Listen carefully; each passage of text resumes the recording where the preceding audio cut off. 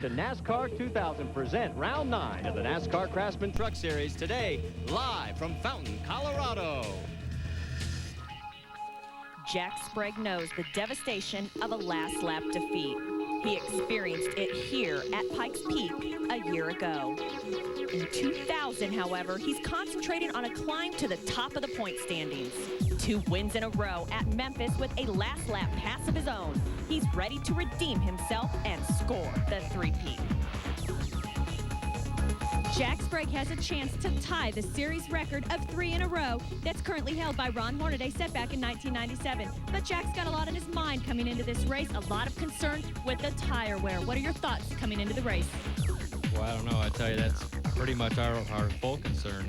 The guy's done a great job all year. The GMAC Chevrolet obviously has been running extremely well. I think I've got a good truck. I really can't tell because of the tire situation, but I don't think we've got enough to go the distance, and just going to have to take care of them and do the best we can with them. And, you know, we've got what we've got, and everybody's got what they've got. But the biggest thing is, you know, to try not to have trouble and hit the fence and lose a lot of points. So it's going to be a little hairy for the first 60 laps or so till we can get some tires off and see what they look like. But Goodyear does a great job with the tires, and you know, I don't know really what's going on here. I'm not smart enough in that department to figure it out, but we're just having a little trouble. They're going to try their hardest to figure it out and have the best tire management to try to beat their rival here at Pikes Peak, Mike Wallace. Mike Wallace is having a career year. Wins at Daytona and Homestead have crowned him the point leader. But it may be lonely at the top here at Pikes Peak. His style has produced victories, but that aggressive, anything-to-win attitude has caused commotion on the track and heated conversations among friends often. Andy Houston believes he may have crossed the line at Memphis, and Wallace had better watch his mirrors. He'll do whatever it takes to get the position, and I definitely won't cut Mike Wallace any slack, that's for sure. Well, feelings like that could spell trouble for our points leader, Wallace. Houston himself has had 2 victories this year and is eyeballing a championship. He's still 3rd in points, so we got to ask Mike Wallace, what about it? Any issues left remaining between you and Andy Houston? No, not that I'm aware of. You know, Andy and his team, congratulate them on the pole they set on this week. Great team. We all tested together Monday in Kentucky, so you know, we race each race as it's an individual deal. Anything that happened last week's behind us, and it's got a great group. We got a great group here. We're all racing for a championship, racing for a win, and we'll have a great race here today. And he'll have to work hard today to win if Mike Wallace does. He starts 15th, but last year he started 1 position worse, and he won the race.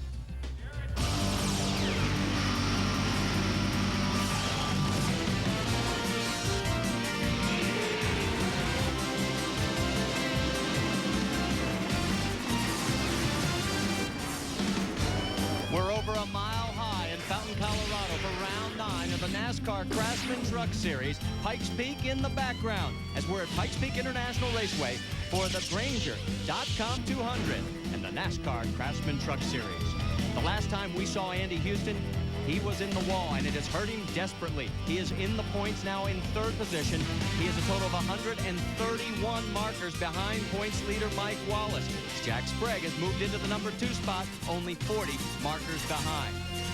And a week ago, we saw a dejected, very angry Andy Houston. But boy, what a difference a week can make, BP. This pole position for Andy Houston, it was big, Marty. He won in Portland just about a month ago, but St. Louis and Memphis, disaster. Both times in the wall, and he felt like they need to come here and make a statement they have with the pole position now. Can they finish the race? That's the real key. Well, they've got a big mountain to climb, similar to Pikes Peak, that's over our shoulders. That's 14,110 feet. It's not quite that high in the points count. Let's find out what Andy Houston's thinking about going into today's race. Dave Burns?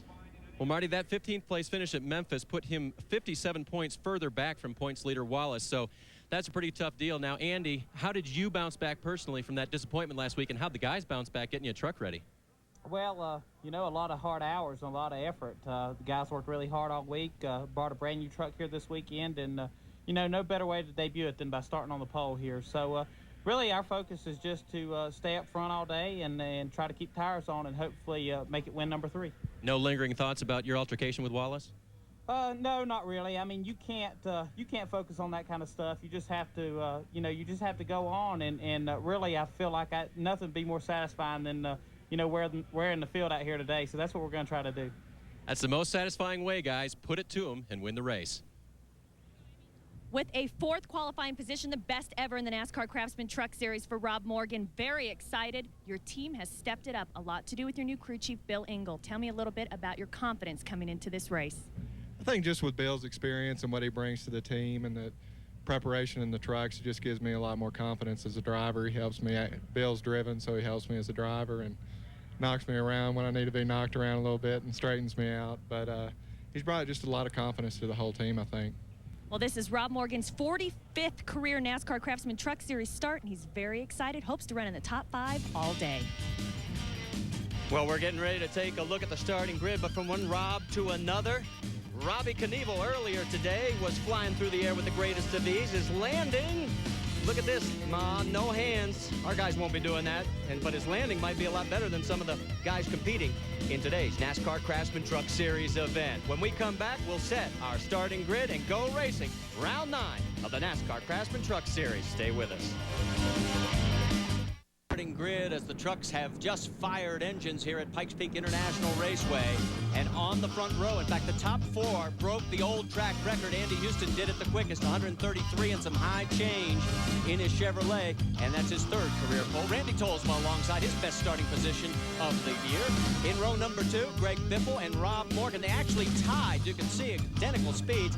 Biffle gets the slot because he's higher in the points. Then in row number 3, another guy with a career best qualifying, B.A. Wilson. And there is the defending series champion, Jack Sprague. In row number 4, it'll be Kurt Busch, leader in the Rookie of the Year point standings, alongside one of the guys who's really been coming on strong, Brian Refner. And then in row number 5, Dennis Setzer, and the man making his return to his home track, the High Plains drifter of Rick Corelli. Inside of row 6, Ricky Hendrick. This is Rick Hendrick's son in his first NASCAR Craftsman Truck Series race, and Rick Crawford on the outside. Back in row 7, Carlos Contreras. He seems to be getting a handle on this stock car racing out of Mexico. And Joe Rutman, the veteran. In row 8, Mike Wallace, the points leader, trying to work his way forward. And Randy Renfro. Back in row 9, Scott Riggs out of Durham, North Carolina in the RC Cola Dodge. And Steve Grissom in the Petty Dodge. In row 10, Jim Engelbright, the Jelly Belly Chevrolet, and Lance Hooper.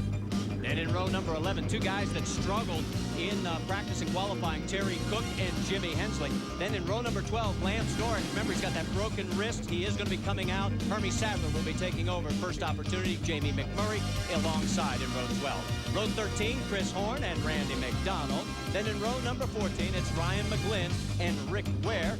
And then in row number 15, Coy Gibbs and Andy Gensman.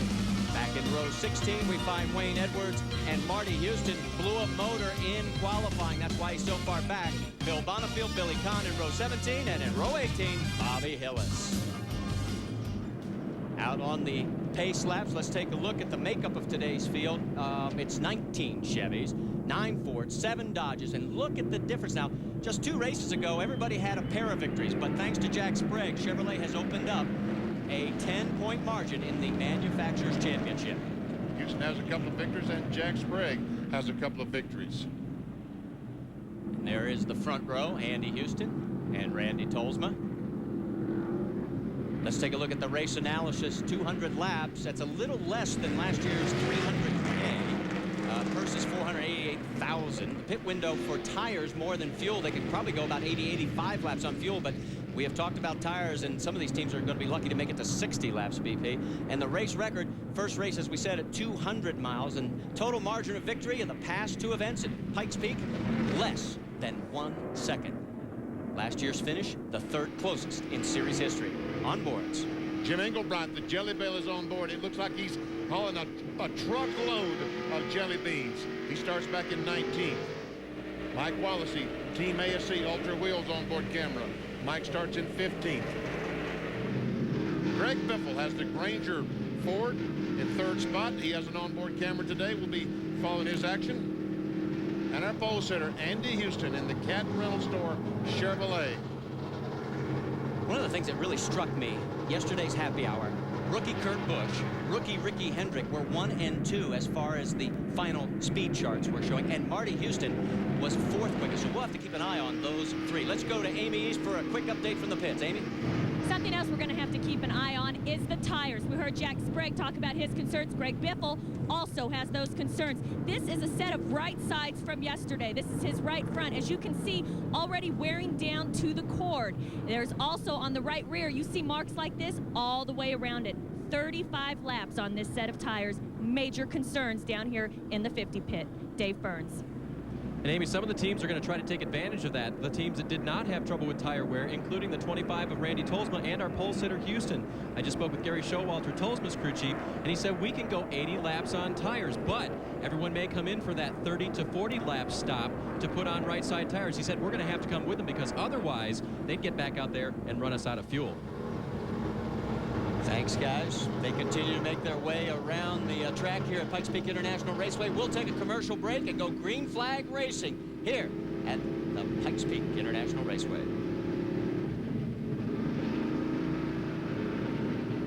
Our Craftsman Truck Series. Today, our aerial camera coverage brought to you by Grainger.com, your source for thousands of brand name industrial supplies. Grainger.com. It's the right tool for the job. Log in today. Lights are out on the Pace truck. That means we're going to go green flag racing next time by. And it is rarefied air here, BP. You were 6,500 feet. Who is going to take the deepest breath at the end of the day?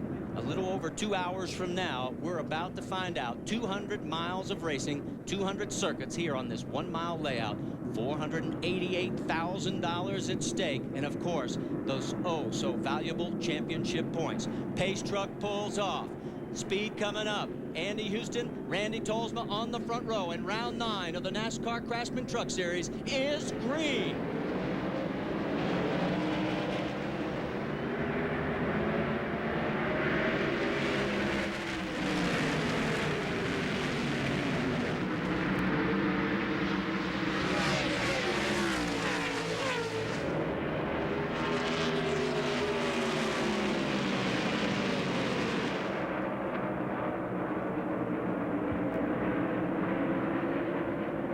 Coming out of turn 4 to complete lap number 1. And Houston will get those 5 bonus points. Dennis Setzer, the 1, trying to get on the inside of Brian Refner in 3. Meanwhile, B.A. Wilson, the yellow number 73, and Kurt Busch, the 99, side by side. Jack Sprague has already gotten around the 73 of B.A. Wilson. In fact, now so has Kurt Busch. So he has dropped back 2 positions here in the first lap. There's Dennis Setzer going under Brian Refner in the 3 truck. Andy Houston at the end of lap number 2 has a half-second lead already. They've got the Cat Rental Chevrolet on a rail in the early go.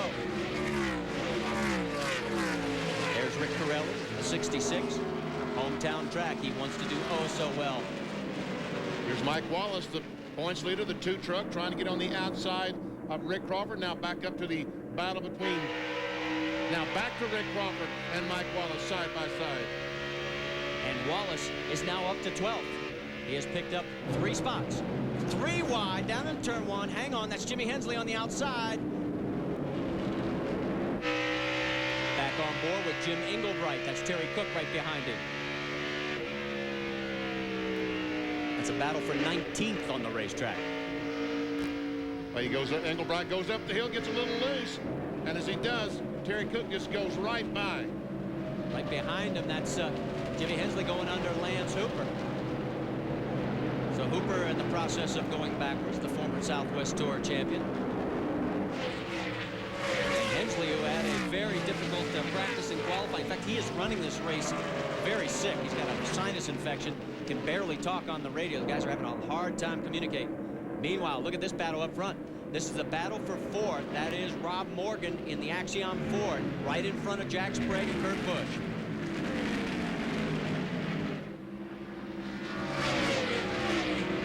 Rob Morgan, that 46 truck, must be awfully pleased with himself, and he has every right to be, because this is the best we've seen him run, Marty. Well, last year here he was 25th. In 98 he was 26th. I mean, anything's an improvement. And boy, Billy Engel has helped a lot. But here comes Jack Sprague. He's getting underneath him. And he is going to take the spot at the stripe. Kurt Busch right behind him. The hard part in the early going of this race is it's going to be difficult to tell who's saving tires and who's spending them. Right now, that's a battle for the race lead as the Citgo Super Guard Dodge of Randy Tolles was trying to get those 5 bonus points. And here comes Biffle. Well, Tolles in the 25 truck, they're saying that they don't really have any tire problems, that their 3 sets of tires will make this 200-mile race without any problem. That's not the same conversation you'll get talking to a lot of these other teams. Randy Tolsma leads for the first time in 3 attempts here at Pikes Peak International Raceway. We're on board with Greg Biffle looking back at Andy Houston. There's your top 3.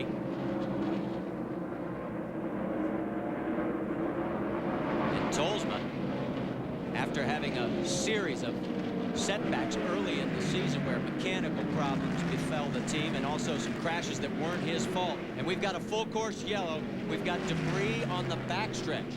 So our first caution flag of the day has just come out. And there's the debris. And I'm trying to make it, is that a water bottle? Yeah, it looks like it could be a water bottle. I don't know, but it looks like it would be a piece of aluminum, or it looks metal because the wind, ooh, yeah. Somebody just ran over it. And unfortunately, it's too early. Only 9 laps completed. It's too early to make a pit stop. This benefits Lance Norrick. Now remember, we talked about Lance breaking his wrist at our last event in practice. And it is in a cast. He has 13 pins, a titanium plate. They did a bone graft, and he said, I'm hoping and praying for an early yellow because they'll put Hermie Sadler into the truck. So as soon as pit lane is open, look for the number 90 of Venice Chevrolet to be diving down into pit lane. And another tip of the hat to Aventus and this team, as they have put another 100+ families that suffer from hemophilia. They've done over 500 families, bringing them to racetracks all over the country here in the NASCAR Craftsman Truck Series, and they are just doing a great job. There is Hermie with the helmet on. Wow, what a helmet. Yeah, what happened to days when the helmets were just like white when you had them? White, that's all the helmets I ever had were white. Well, we did paint one blue back, I think, in 1979. Yeah, but it was all blue. All blue. Danny Riggs has got the green flag signifying that the pit lane is open, and you can bet that Lance Norrick is going to take advantage.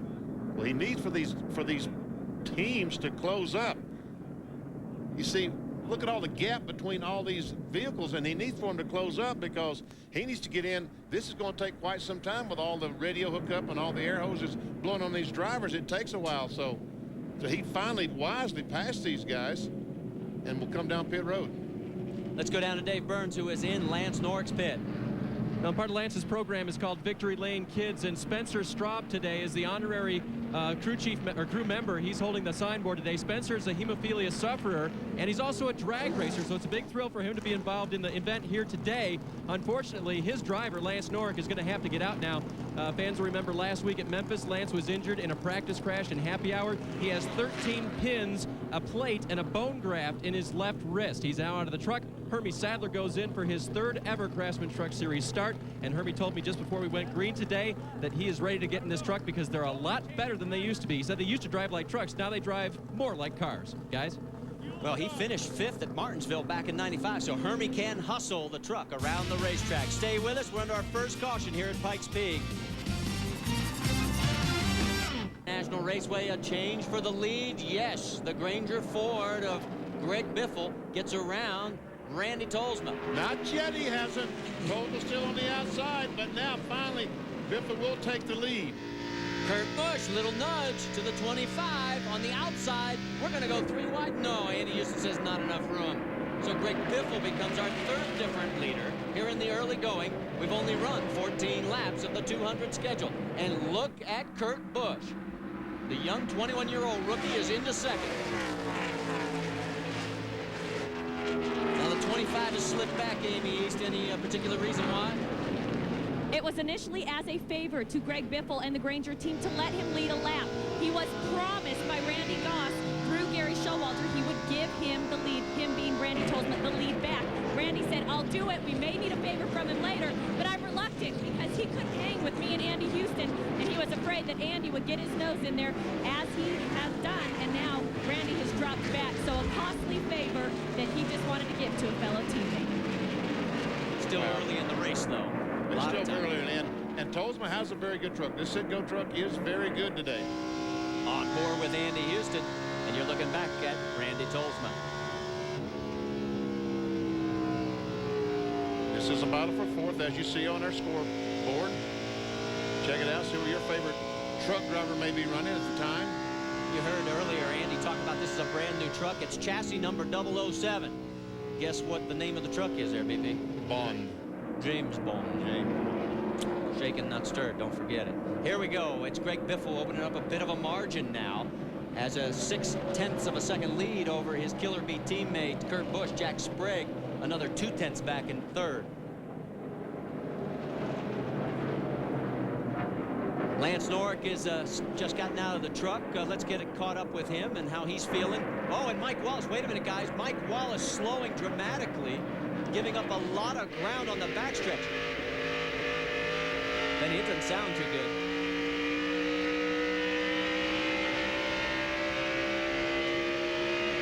He certainly has moved over. He's getting passed now by Terry Cook. Sure acts like he has got engine problems. The truck is not up to speed. Rick Crawford in the 14, Milwaukee Tools trying to get around as well. On the outside, he's going to make it stick. Let's go back, see what happened. There we see Mike Wallace on the inside of Brian Refner. He comes off the corner. The truck gets extremely loose. Maybe that's the problem. Maybe all of a sudden the truck is just extremely loose. He's trying to ride it out and feel it out and see if he has a flat tire. Because now it looks like the truck is back up to speed. I think Mike is just checking out to see if a tire is going down. Well, we'll keep an eye on it. He has dropped all the way back to 18th position. There is the margin between first and second again. And Greg Biffle getting ready to come up on some slower vehicles. Let's go down and catch up with Lance Norrick, see how he is feeling. Dave? Well, Lance stands here with us now. Lance, how are you feeling, and what kind of a truck did you leave in Hermie's hands today? You know, it's pretty tough to get out, but, you know, I tore up my wrist pretty bad last weekend. And the Aventus Barron Chevrolet is running really good today, and it's real thankful that the Hermie Sadler could come in and help us out, and we're looking forward to him doing a really good job for us. Now, he ran in happy hour and pretty much got the truck comfortable for him, didn't he? Yeah, he ran all happy hour. He ran first practice, and we also had a test day on Friday. He ran in, so the truck feels really good for him, so we're looking forward to it. Hey, guys, and they did tell me, I talked with Hermie, he said they've asked him to drive at Monroe and Texas as well, give Lance a chance to heal up, and he says that's probably what they're going to do. Well, he was 19th quickest in happy hour, but he also went a lap down, BP. Yeah, we need to bring you up to date that Lance Norrick, we saw him passing those vehicles. I thought that was a great idea, but NASCAR did not agree with that. You're not supposed to pass cars to move up to pit in the NASCAR Touring Series, so they held him one lap for passing those cars on the apron of the racetrack. So he is shown in 35th position. Let's get an update on Mike Wallace. We're riding on board, Amy. Well, for the Mike Wallace fans at home, I just wanted to confirm that it was indeed just that situation that we saw on the replay of him getting loose and getting stuck out of line. Tim Cahoot said we're okay. He's going to get back in the rhythm, but it was that altercation on the track that enabled him to lose so many spots. Not quite sure, though, why he took such a long time to really get it back up to speed. They felt as though he could have gotten back in line much faster than he did. We'll keep an eye on the two truck. Battle for second. You got Jack Sprague chasing down the youngster, Kurt Busch. Well, I tell you what, this young man, Kurt Busch, the Exide truck, he has done a fantastic job here in the year 2000 for Jack Roush. If you're just tuning in, welcome to round number 9 of the NASCAR Craftsman Truck Series. Marty Reed along with Benny Parsons down in pit lane. It's Amy East and Dave Burns. You're looking at the battle for second between the 99 of Kurt Busch, the 24 of Jack Sprague. Greg Biffle is the race leader, and we have 176 laps yet remaining. It looks like Sprague's going to take over second. And Randy Tolsma is back in 4th spot, not in the picture. You know, one interesting stat, no rookie's ever finished in the top 10 here in the prior 2 races. Kurt Busch could change that today. Stay with us, a lot more coming here at the Granger.com 200. For everyone who'd rather do it themselves. Third here on ESPN, round 10 of the NASCAR Craftsman Truck Series, the Sears 200 from Evergreen Speedway in Monroe, Washington. 8 o'clock Eastern, 5 Pacific. All on ESPN. For more, log on to ESPN.com, part of Go Network, go.com. Take a look at the battle for the race lead here in round number 9. It is Greg Biffle, and right behind him, last year's champion, Jack Sprague. They're going around Wayne Edwards. And see, but it put some distance on the 99 truck of Kurt Busch.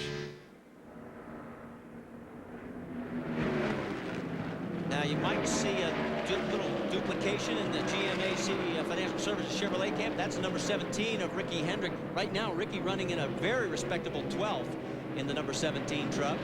Randy Renfro, the 41, thought he would take a look on the inside and decided against it. There's Andy Ginsman in the Hastings filter, number 27. He's being lapped by these trucks of Refner, Hendrick, and Renfro. This is Ricky's first ever NASCAR Craftsman Truck Series race. Do you know his dad actually ran at Heartland Park, Topeka back in 1995? Oh, yes. Remember that. Refner's team, boy, you talk about that Johns Manville Chevrolet. They have been coming on strong. They have done very well. 5 top 10 finishes in a row, and that's a brand new team that they put together. And look at Ricky Hendrick looking inside of Refner here in the early laps. He's got the position. Got another one coming up behind him. That's Refner's spotter. Telling them Clear all around, clear all around. Renfro decided not to take a look underneath. So move Ricky Hendrick up to the 11th position. He's running a lap time of about 28.7 seconds, which is only 4/10 off of our race leader. The pace very slow here in the early going, BP. It's very slow because they're concerned. All these drivers right now concerned about these tires. Until they make that first pit stop and see what the tire wear looks like, they just don't know what they've got. Well, the other element we have to point out is the temperature is the warmest it has been all weekend long, and we're talking significantly warmer, like about 15 degrees. Rick Hendrick is here and is watching his son. In fact, we've caught up with him, Dave Burns. I think you got him. Right on top of the toolbox, Marty, we caught up with Rick. Rick, they're at a slow pace for this tire situation they're all watching. Is this really an advantage for Ricky in his first Craftsman truck race? To slow the pace down? I couldn't hear you. That's all right. They're kind of running a slow pace so far, Rick. Is that good for Ricky? Yeah, we're trying to get him just to be patient and save his tires. And right now he's doing that. I think he's 10, so that's where we want him right now. You've been a great supporter of the truck series. How cool is it for you to get Ricky involved in it now? Well, it's a great series, and we know GMAC's been real good to us, and it's a good place for Ricky to learn and get some seat time. And I understand he's got a pretty darn good truck under him this weekend, too. Oh, yeah. Dennis Conner, they build some awesome stuff, and Patrick Donahue takes care of the push car in this. You know, they've got some really good equipment. I'm proud of all these guys. They've done a great job. That is one of the neat things about it, guys. I mean, this truck won I-70 with Jack Sprague in it last year. Jack almost didn't want to give it up. It's a good one. And he mentioned Patrick Donahue. The Pepsi Busch NASCAR Busch Series guys are the fellows that taking care of the Ricky Hendrick trucks this weekend.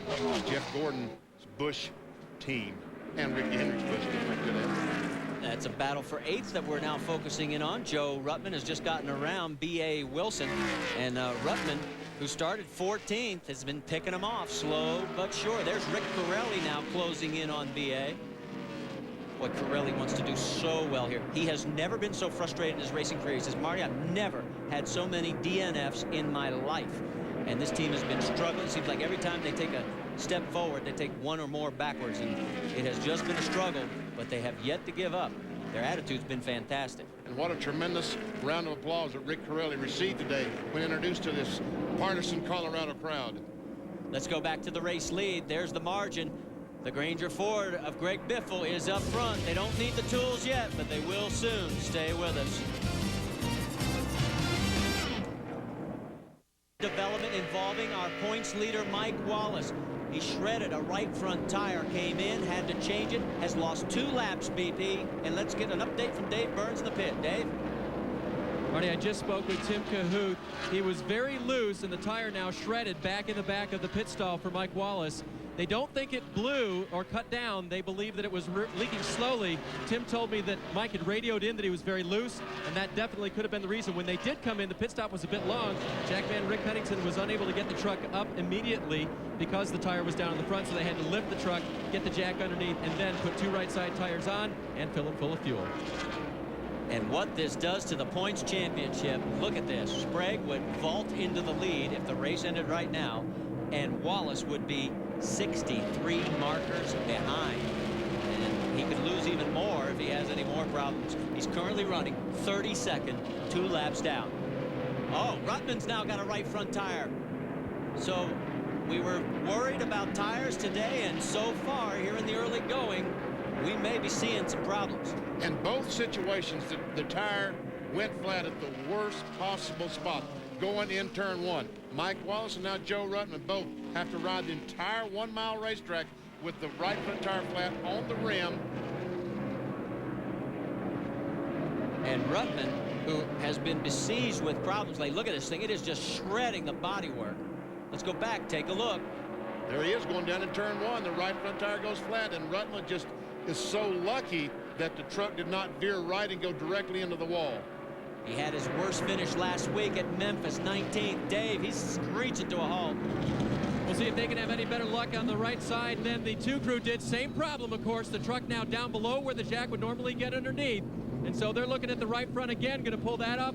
Tim Cahoot just looked over at me and shook his head, said, we got problems, in reference to Mike Wallace's problems. And finally now they're going to get to work on that right front. It looks like there may be some more damage underneath there, as Tim Horton, the jackman, now had to wait. And now trouble getting that whole thing off there. Gary Mann throws it aside, cleans off the grill while he's at it, and sends him back out. Finished third here last year, but Joe Ruttman's chance to get back into this race as we look high above from our Granger.com copter cam, his chances of winning are over today. Right now, Ruttman is shown in 28th position and will probably lose 2 laps before he gets back up to speed. In fact, there is our race leader, Greg Biffle. His margin about 0.7 of a second. You can see what that looks like on the screen. Back to Jack Sprague. And Sprague, remember the first race of the season, BP? Finished 33rd, was like dead last in the points. And right now, he's got the lead of the points in a stranglehold if he just runs consistently today. On board with Jimmy Englebright. Looking back at Greg Biffle, the leader right now, Englebright is running in the 23rd position. Be patient. Be patient, Max Jones told Greg. Everybody is, I'm sure, keenly aware of the 2 tires that have gone down already. Here comes Biffle on the inside.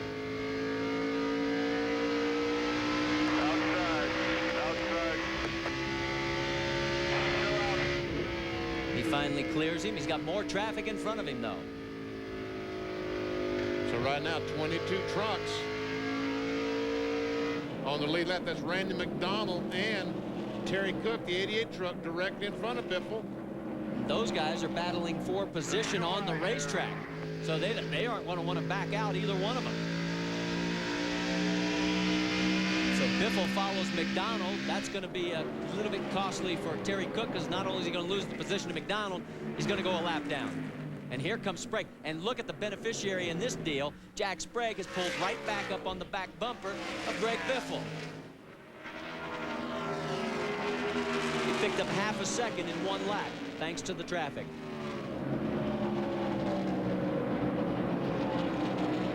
Biffle has yet to clear Randy McDonald. Cook and Englebright, that is a battle for position, but both of those trucks are a lap down.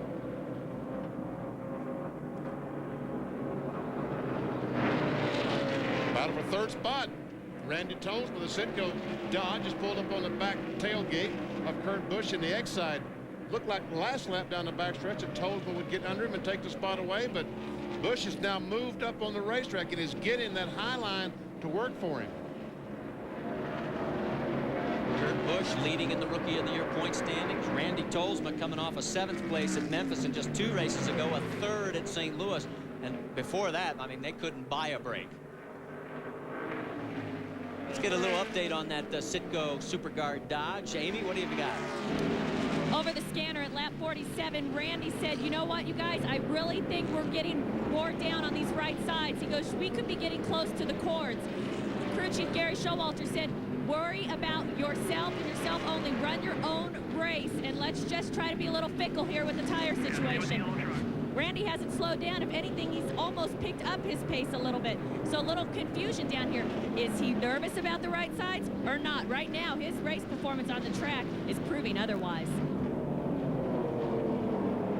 And Jack Sprague now all of a sudden is losing some ground to Biffle. So I'm thinking that right now Jack Sprague and Mike Wallace has just crashed over in turn 2. So he has blown another right front tire. It has gone from bad to worse for Mike Wallace. He had fallen back to 32nd place, and now this one looks like it's going to put him out. And we see a little fire there. Fire cruiser on station already. Mike's got the window net down, so he's okay. He is climbing out of the Ultra Wheels Team ASE Ford. And this is not the kind of day he was thinking about. Last year, he led only one lap, the one that counted. This year, he isn't going to be around to see the checkered flag. In 76 races, this will be his 14th DNF. And we can see where the truck came across the infield after hitting the wall, and it looked to me like the damage was pretty severe. A lot of times these teams try to fix these vehicles, get them back on the racetrack, but I'm not sure that this will be able to fix this Team ASC number 2. Mike was just celebrating his birthday back on May 10th, turned 41 years old. It hasn't been much of a good birthday for him. Let's take a look, see if we can hear what happened.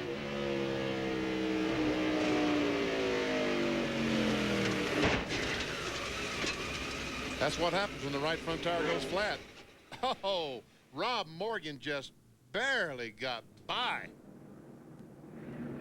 We've got pit stops. The race leader, Greg Biffle's coming in here on lap number 59. So we said about lap 60 they would need tires. Dave Burns, you've got it. Jack Sprague is in, right side tires, air pressure adjustment for him. He's a bit loose. As for Kurt Busch, same thing. He's loose, air pressure adjustment in the right rear. Amy East.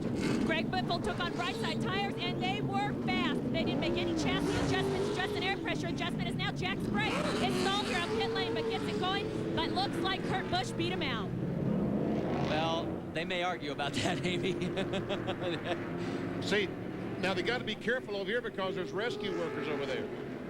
So this discussion could go on for a little bit. Well, NASCAR will decide that because they're the ones that decide who crosses that line out the end of pit road first, and they will tell the drivers where they need to go.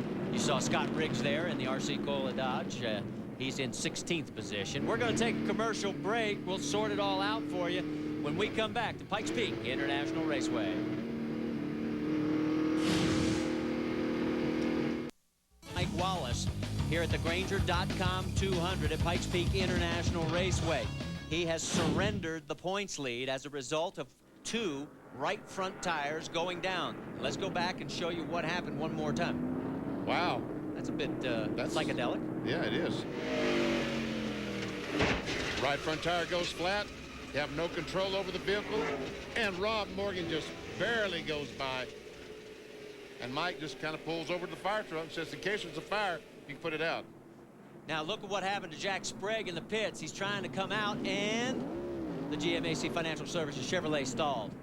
And now the battle with the 99 of Kurt Busch, and we're waiting for NASCAR to sort it out as to who gets the 3rd position on the racetrack. And that's what's left of Mike Wallace's truck. Well, it looks like that Kurt Busch is going to be 3rd because they rode around for a couple of laps on the caution flag side by side, but now finally Busch has moved into that 3rd spot. And there's Andy Houston right behind, and there's your race leader as you look out the back of the Granger Ford of Greg Biffle. We'll be back right after this. Just about to conclude our second caution period here at Pikes Peak International Raceway at the Granger.com 200. Greg Biffle out in front, and Mike Wallace is in the garage area. Man on the move, the 75 of Marty Houston started way back in 32nd after blowing a motor in qualifying. He is up to the 10th position and has really been hustling that Spear Chevrolet, doing a great job, up 22 positions. Jimmy Hensley not doing bad as he has moved up a total of 13. There's Hermie Sadler in the number 90 taking over for Lance Norrick. Pace truck pulls in. Lap vehicles to the inside. Greg Biffle, our race leader, on the high side. And we're back to green flag racing.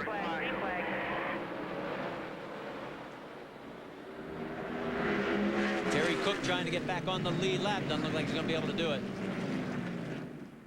Boy, what a great start for Greg Biffle. A terrific start. Has a lap truck between he and the 2nd place truck. Take it easy on that thing. There's no pressure. Max Jones said, take it easy now. Don't run too hard these first few laps. Let the air pressure build up before you try to put any pressure on these tires. Randy Tolsma side by side.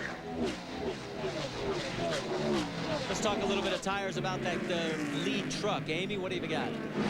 Up and down pit lane, it's been tire management, and after that first round of pit stops, Greg Biffle's tires seem to have almost the exact same wear as the right side tires from practice yesterday. You could see the cords coming through on the outside of the right side tires. Again, with Jack Sprague, his tires were just almost identical as the 50s, and Dennis Conner said, we are not going to push the issue. 57 laps on the right sides was more than I would have liked to have run, but the truck with the best tires, who was actually the one that we updated as being concerned, Randy Tolsma, had the best set of looking right side tires down here. So the Dodge wins the tire management war on this end of pit lane. And something's wrong with the 99 Exide Ford. Kurt Busch pulled high and stayed out there as about 4 trucks went blowing by. I don't know. Busch might have gotten up in the high stuff and just lost momentum. We'll see. Rick Corelli side by side. Dennis Setzer looking to go underneath him as well. That's all for positions. The last time they went down in this corner, Kurt Busch was on the outside of a 3 wide. And my guess is that he got in the loose stuff and just had to back off and lost his momentum. Corelli's going to take another look underneath the Exide Ford. Behind Corelli, that's Dennis Setzer in the Mopar #1 Dodge, then Jimmy Hensley and Rob Morgan in the Axiom Ford. That's all for position. And throw in Marty Houston in that mix. You got 6 trucks all together. While all this is going on, our points leader is out of this race. Dave Burns is caught up with Mike Wallace. Yeah, Marty, he really wishes he was in that mix out there right now. Mike, it looked like you slowed down early and then the tire went. Did you have warning that it was going down? I was just getting loose, you know, and I got some guys, you know, I was trying to get underneath them, and they jammed me to the bottom, and I was trying to be very cautious out there. So I just backed up and got it running things, and I don't know, we blew two right front tires in 10 laps. There was no indication of that in practice yesterday. There was a lot of guys complaining about tire wear. We actually thought we were in very good shape, so I don't know if I freak ran over something twice or whatever. The first time I caught it before we got to the wall, and the second time it just blew out, getting way down in the corner and hit really hard. Okay, Mike is okay. He got out of the truck and will survey the damage now. I did check with his crew chief, Tim Cahuth, as for tire pressures. Goodyear recommended this morning, you may have touched on it, that they run the recommended pressures. Well, guys usually don't, and Cahuth and Dana Ebersol, crew chief for the 18, admitted to me that they did what they always do as far as tire pressures go. Which is usually start a little bit lower than the recommended pressure, because as the tires run, as they get hot, they will build up. On board with Jimmy Engelbright. He's 2 laps down right now, running in 27th position. Take a look at our Lucas Oil onboard camera. We see Rob Morgan go by on the inside, down to 112 miles per hour. Now Engelbright will start accelerating. Down the back, up to 146, about 148 miles per hour before back on the brakes into the 3rd corner. The Axiom Ford of Rob Morgan right in front of him. Back-to-back weekends for Rob Morgan. Career best starts on the ovals.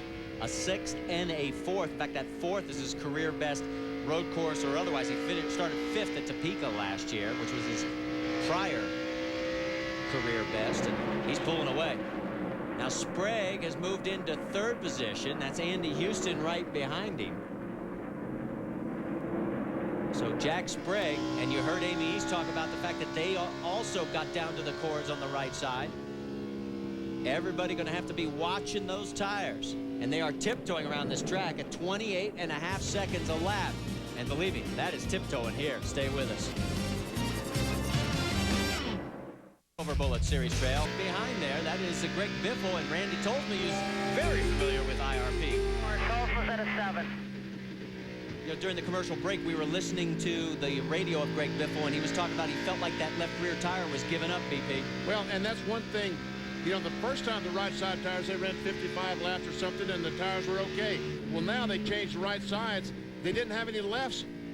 So now the lefts aren't as good as they were to begin with, so they're going to put more pressure on these right sides now. So for the next 50 laps, it's really going to be critical to see how these tires wear. Well, you know, Greg Biffle comes from the great Northwest, and is he ready to erupt for victory #1? Let's check in on Mount St. Biffle in the 2000 season. He's led 6 races up through this one. It's 7 now, actually. But he has yet to win, and he had 9 total victories last year. His points position actually one better at the same stage than last year. He was 6th, and he's currently 5th coming into today's action.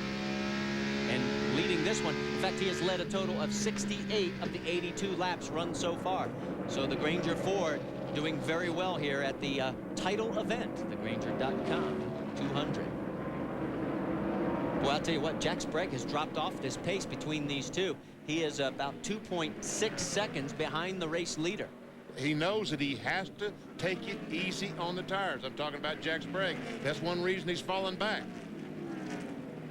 There is the 24 GMAC Financial Services Chevrolet. Do you realize he has set a personal career best record over the past 7 races? After that dismal start where he finished 33rd in the crash at Daytona, he has finished no lower than 3rd in the last 7 races. That's an incredible streak. Never see Kurt Busch, Dennis Setzer, and Rob Morgan. All these vehicles battling for position. Last lap by, Morgan was on the inside of Dennis Setzer's Mopar Dodge. Talking about the 46 Axiom Ford. There he is. And Rob Morgan, you know, we talked about this. He's in 2 weekends. He's done very well putting 1 lap together for qualifying. Could he put a series of laps together? And running 7th right now, BP, he's done it. There goes Jimmy Englebright. Then here's a great battle. This is for position between the 66 of Rick Corelli and the Mobile Max 2 Chevrolet of Jimmy Hensley. These guys duking it out for 8th on the racetrack.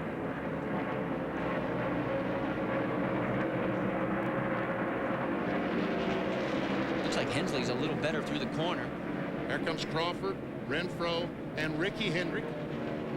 And we see Steve Grissom back there in the Petty Dodge. That is all for position there. That is Crawford in 10th, Renfro 11th, Ricky Hendrick in 12th, and Steve Grissom 13th. And look at this. Ruttman again, 2nd, right front flat, BP. Well, I tell you what, now you talk about making some guys nervous. He was up right there in front of the leaders when his right front tire decided to go flat. So now that will probably slow those leaders up even more. The lap times have dropped just a couple of tenths. They were running around 28.4. They're back down to 28.6 for the leader. And to give you an idea, in mile an hour, they qualified at 133. Their last lap was at 125. There's Ryan McGlynn, the 00 car. These Setzer and Morgan going by him, putting him a lap down to their vehicle. In fact, that's Busch right there in the 99 5th. Setzer is 6th. Rob Morgan is 7th. Let's get an update on Dennis Setzer. Dave Burns.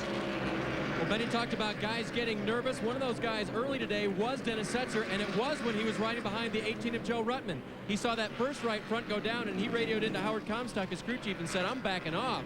They came in recently, changed 2 right side tires, and he was very, very loose. They put in 3 rounds of wedge and then sent Dennis back out. And Howard told him, don't go out and lead this race. Go ahead and conserve a little. So people are definitely paying attention to it. Amy? Well, Rob Morgan and crew chief Bill Engel are very happy with their 7th place effort so far today. This is what they wanted to do, get in their own rhythm and be concerned with their own race. I just wanted to update everybody that their right side tires that they changed on that first round of pit stops were also okay. No complaints down here with the 46, so he may have some good tire wear going for him so far and could actually improve that spot later in the race. You can see Rob Morgan currently 16th in the points, 7th on the racetrack, and his last lap at 1:22. You talk about it's almost a snail's pace. On board with Jimmy Englebright, he's still a couple laps down. That's Andy Houston, and that is the race leader, Greg Biffle. We're at the Granger.com 200.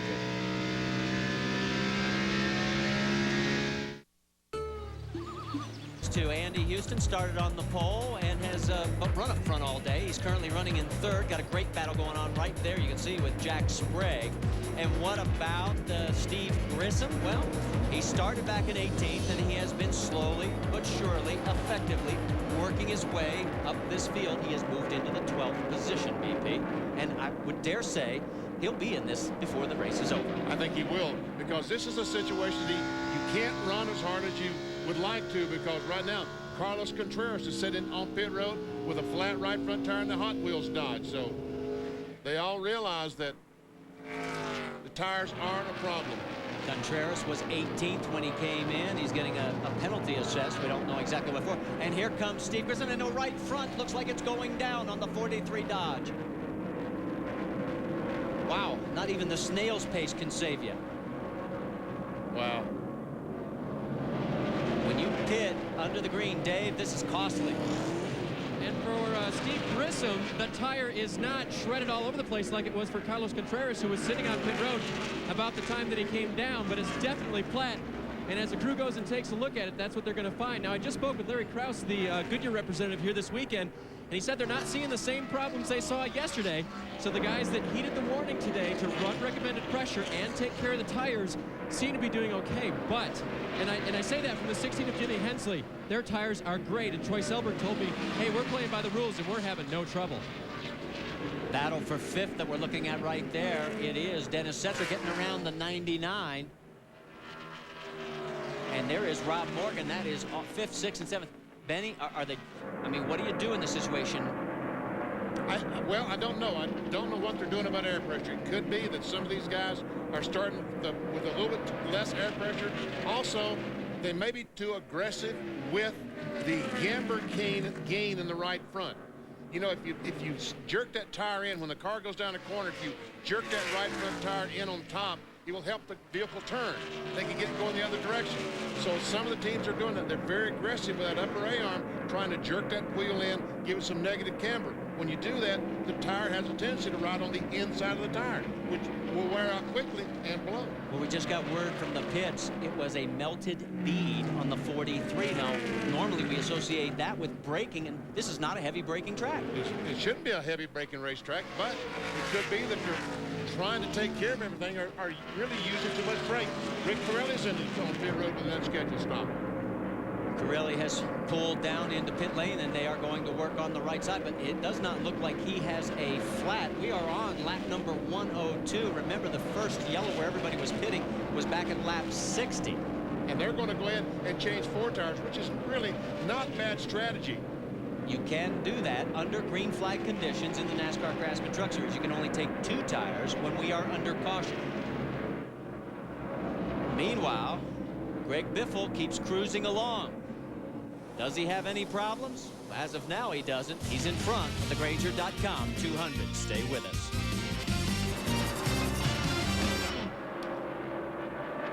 Remember the Nazareth 200, the Carton FedEx race scheduled for April 9th, snowed out? Well, the makeup date is Saturday, 1 o'clock Eastern time on ESPN. For more, log on to ESPN.com, part of Go Network, go.com.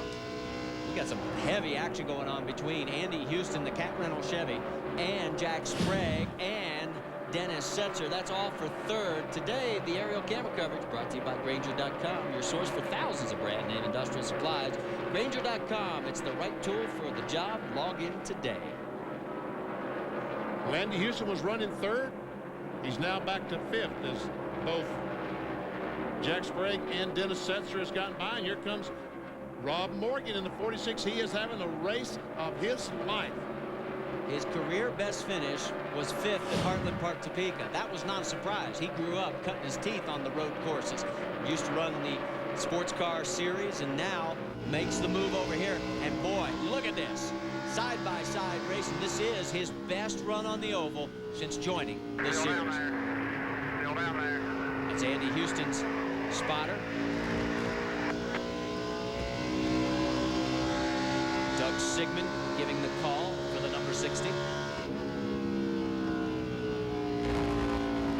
Well, he has got that 46 Axiom Ford right on the bottom of the racetrack, BP. Yes, he does.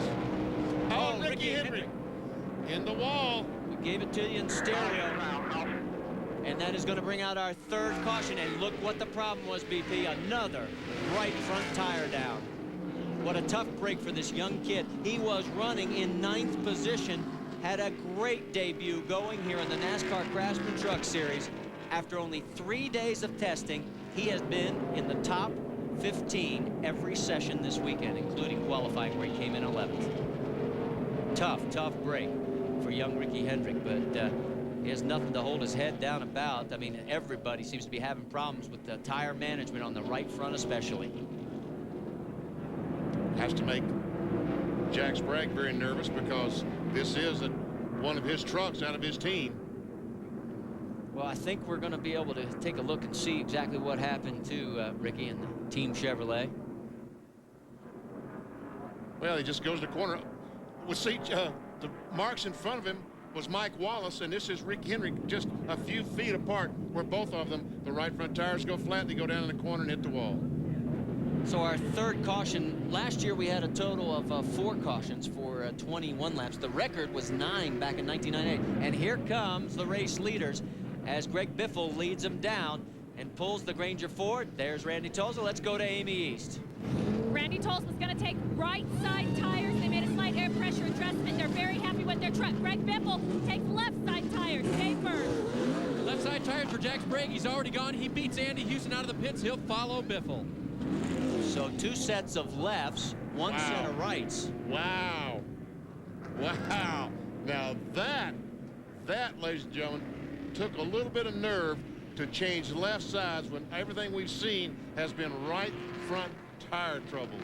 Wow. So this is going to be extremely interesting. We're on board with Greg Biffle. Right behind him is Randy Tolsma. We're working lap number 112 of 200. We're going to take another commercial break, and when we come back, we'll get back to Green Flag Racing here at Pikes Peak International Raceway. Stay with us. Right now, the top of our mountain is being held by Greg Biffle at the Granger.com 200. Randy Tolsma, Jack Sprague, Andy Houston, Dennis Setzer, Rob Morgan, the top 6. Now, what's interesting is of those top 6, only 2 took right side tires, BP. The 25 of Randy Tolsma, the 46 of Rob Morgan, and we were eavesdropping on the radio, and there's some drivers that are concerned about why didn't we change the rights. Well, I think that the crew chief says we've got to change left sometime today, and we think there's going to be another caution flag. We'll change the right sides then. But what if we're the caution? Yeah, exactly. What if we are the caution flag? And sometimes that's exactly what happens. There is Rob Morgan. Let's talk a little strategy. He's one of the 2 trucks that took right sides. David? And Marty, that will be all the right sides that they will put on the 46 truck today. They took right sides the first time that they stopped. They took right sides the second time. I just spoke with crew chief Bill Engel, and he said we're done on right sides, and we can go to the end on fuel. So it'll be interesting to see late in the race if they've got to make a stop and put those left sides on if they're concerned about that. Let's go to Amy. Almost exactly the same thing from the 25 pit. Gary Showalter said we will have to take on left side tires, and hopefully that would be our last stop. Now, I ask the question to you, Benny Parsons, is this going to leave them at a disadvantage since those other teams took lefts and that at the end of the race they will have the fresher right side tires? Yes, if there is a green flag, another caution flag, and Biffle and Sprague get to go in and change right sides under the caution flag, and these guys have to change, the only choice they have is left. They're at a decided disadvantage, I would think. Well, they also have to go 85 laps on these rights now because they have no more rights. So that's what's great about the NASCAR Craftsman Truck Series. Strategy with the 2-tire rule really plays into effect. Let's talk about Indy 500 coverage coming up Carburation Day Thursday at 3 o'clock Eastern, noon Pacific. And don't forget the pit stop competition will be included in that broadcast. The Indy 500 special Saturday at Saturday 3:30 Eastern, and before they go green at 4:30 Eastern. That's all on ESPN. For more, log on to ESPN.com. Part of the Go Network, go.com. Back after this. Tires have been the story today in round 9 of the NASCAR Craftsman Truck Series.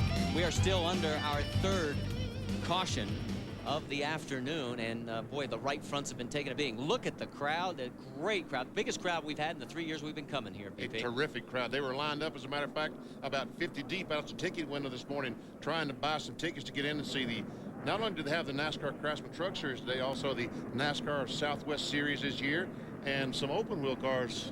Formula American. Formula American. So there's Jack Sprague. Right now, you know, let's talk a little bit about his season, because could this be a case of deja vu? Take a look at this now.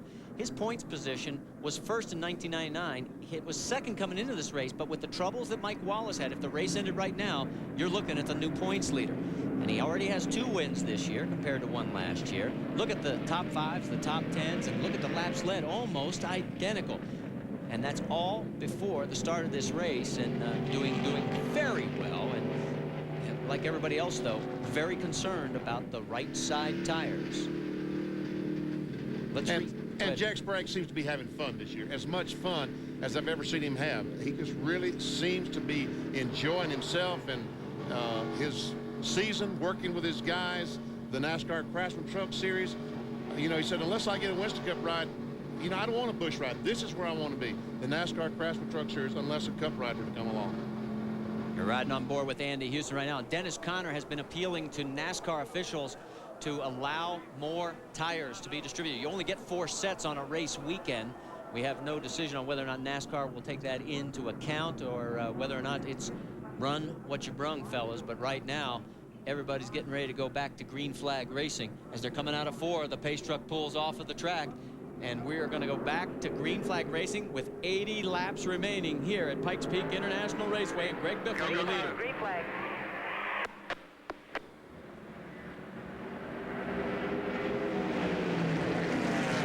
Again, Biffle gets a great restart. Stuck back there, no pressure.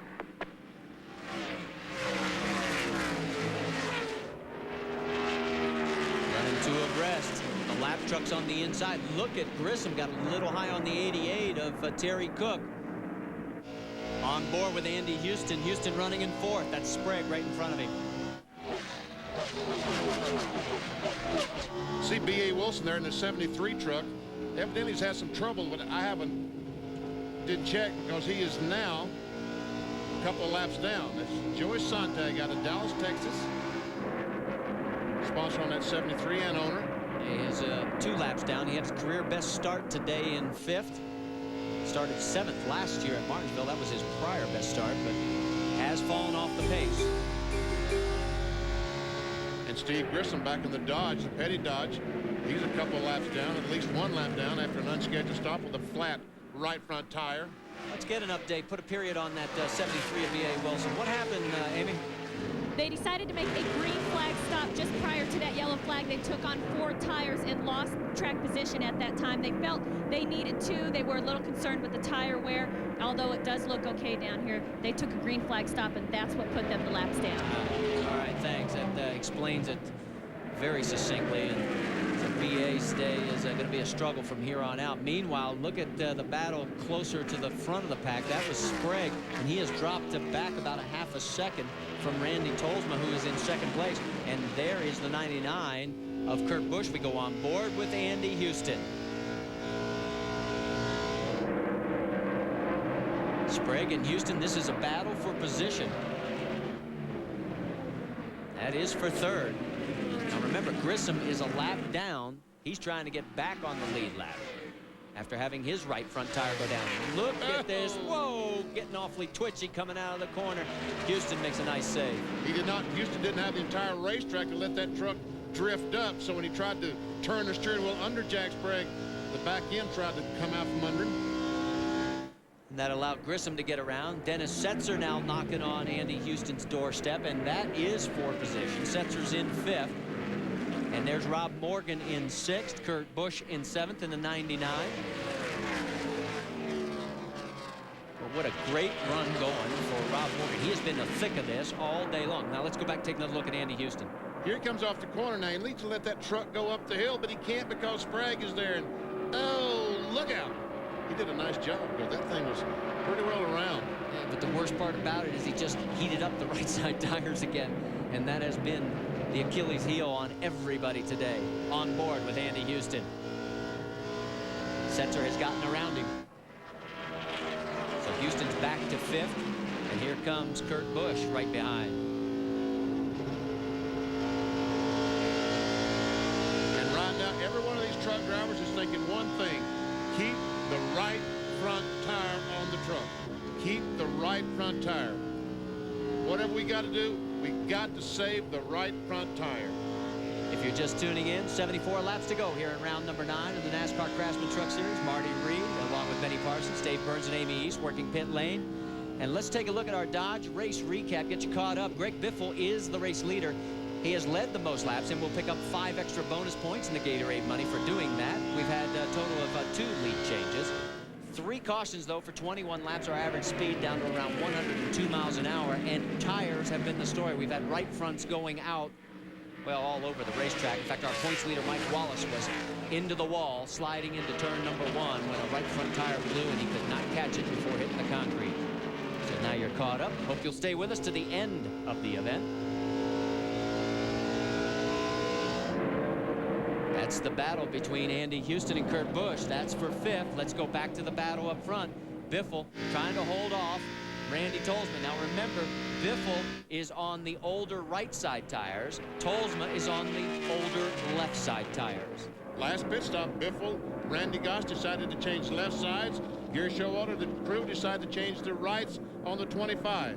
Take a look at the point situation. If the race ended right now, Mike Wallace came in with a 40-point margin. He would leave with a 61-point deficit to Jack Sprague.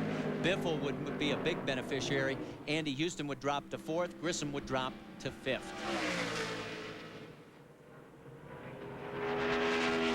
71 laps still in the books to run around this. That's Biffle. So that's exactly what... That's right. You have.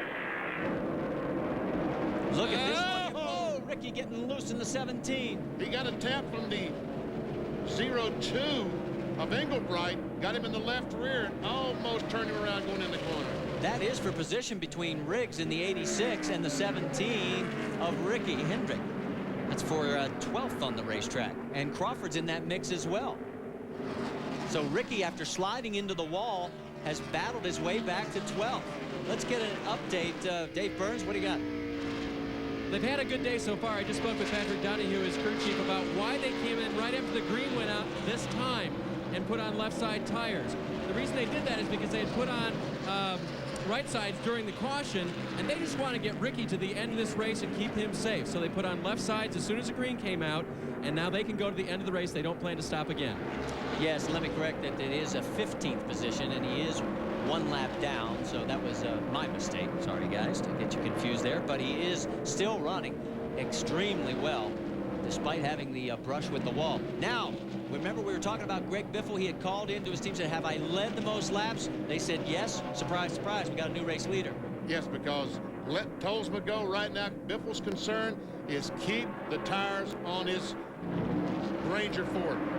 We see going down in turn 1, Biffle just basically moves over and lets Randy Tolsma go. Well, that returns the favor when earlier in the race, Tolsma said, okay, you go ahead and pass me. And unfortunately, though, everybody else got underneath Tolsma, backed him up to 5th. On board with Jimmy Englebright, and we're going to take a commercial break. Stay with us. That's your leaderboard at thegranger.com 200. Back at Pikes Peak International Raceway, where round 9 of the NASCAR Craftsman Truck Series continues.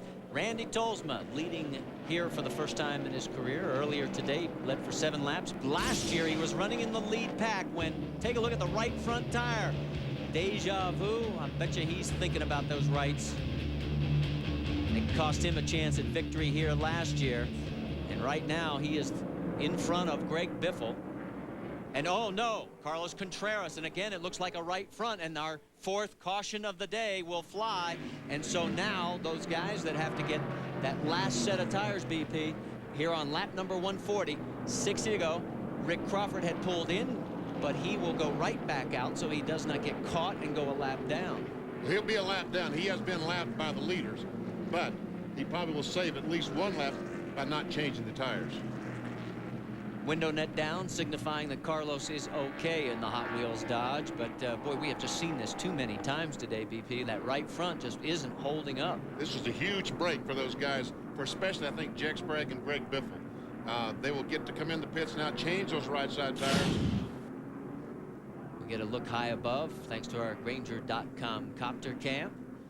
Boy, you're right. Remember, on lap 111, the 50 truck of Biffle, Setzer, Busch, and Sprague all put on left side tires.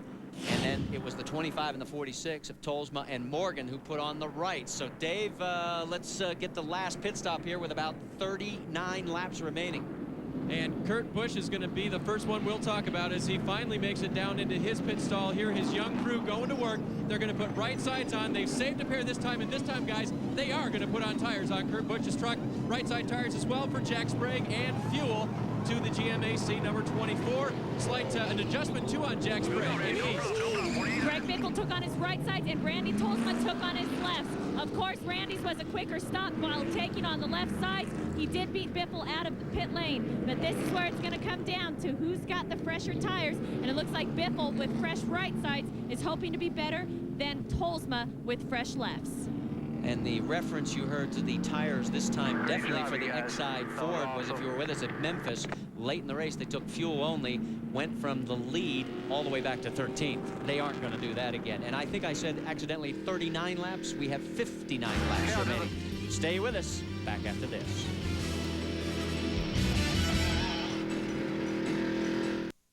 On the right front have been taking a beating. You get a view up above Pikes Peak International Raceway, round 9 in the NASCAR Craftsman Truck Series, and the laps are beginning to wind down. We've got 57 remaining here to determine the winner, and you can see NASCAR officials, the Goodyear people, everybody looking at these tires. Amy, what have you found out? Well, what they're doing down here with the right rear that came off Greg Biffle's truck is putting water over it. Now, what they're trying to look for, of course, is a puncture in the tire. This has nothing to do with cords, nothing to do with wear. This has more to do with they think they've run over something on the track, and they are begging and pleading for a new right rear tire. Sometimes there is a puncture in the tire. NASCAR makes a ruling as to whether or not they will give that team a trade out, a new tire for the one that has a hole in it. Discussions are going on, and we'll see if they win the bet and they get a new right rear. It would be a big story here for the 50 truck. Let's reset it for you as Randy Tolsma is the race leader. And it is Greg Biffle second, Jack Sprague third, Kurt Busch now fourth, and Andy Houston in fifth. Tail end of the lead lap, they'll have the option to now, Randy is trying to break a long drought. In fact, he's at the top of the list. These guys have all won at least one race in the NASCAR Craftsman Truck Series, but it's been 63 since Randy Tolsma last won. That was back at Mesa Marin, and that is so long ago. And he has been wanting to break that drought, come close several times, but this was his best shot today. His tire management VP has been excellent. In fact, no complaints from the Citgo SuperGuard team all weekend long.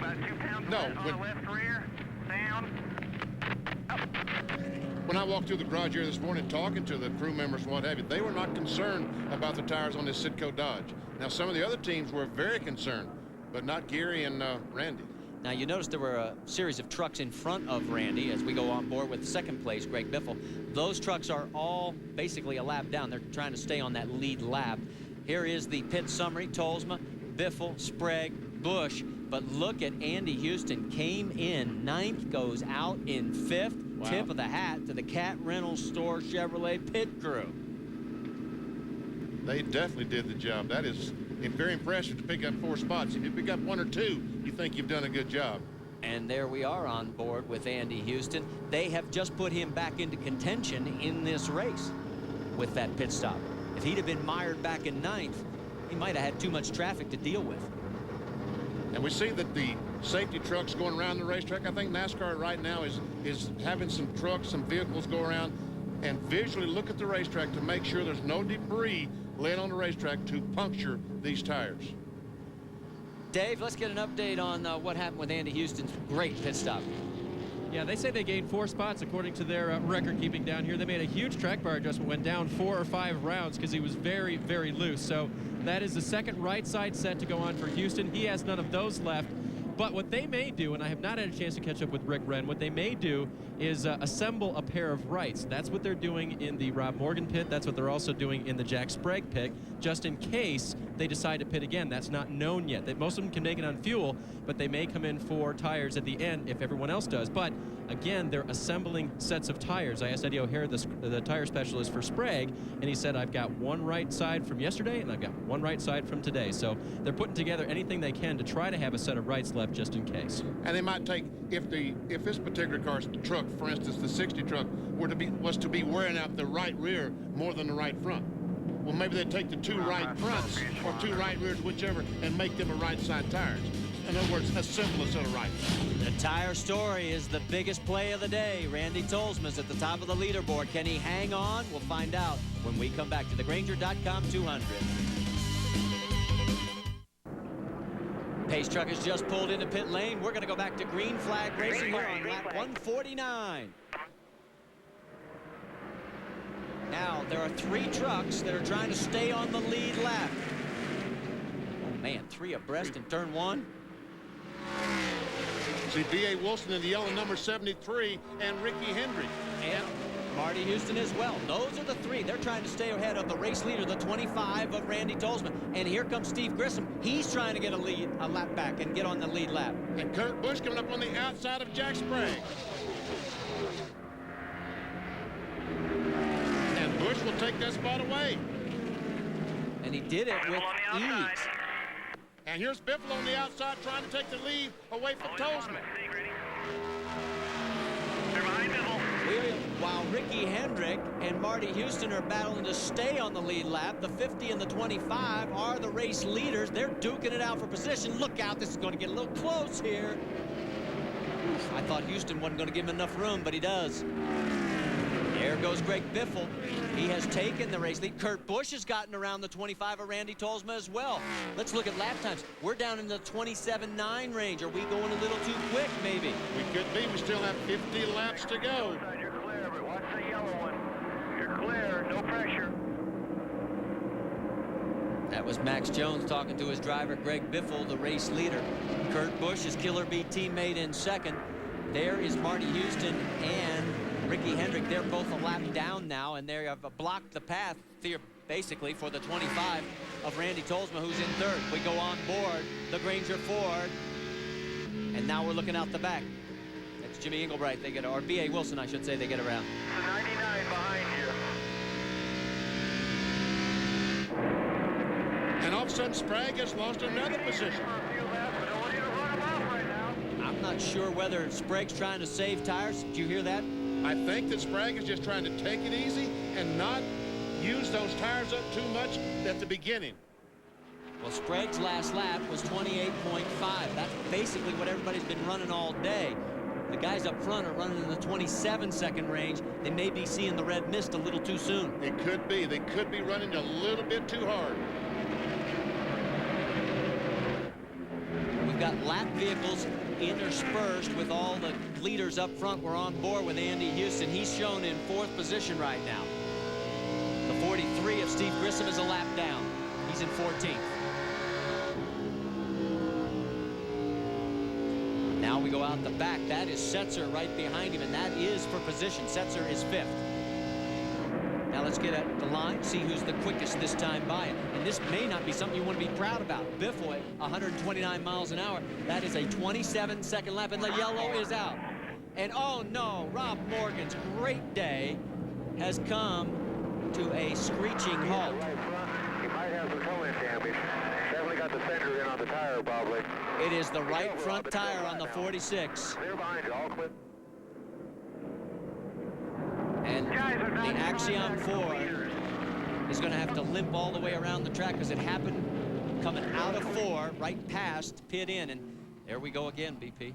Just seemed like every time that the tires had trouble with the tire today, it was coming off 4 going in 1. Now remember, Rob Morgan last changed his right side tires back on lap 111. So did Randy Tolsma. They were the 2 trucks that went the right side route and changed lefts here on our last caution on lap 141. So if I'm Randy Tolsma right now, I'm not feeling so comfortable.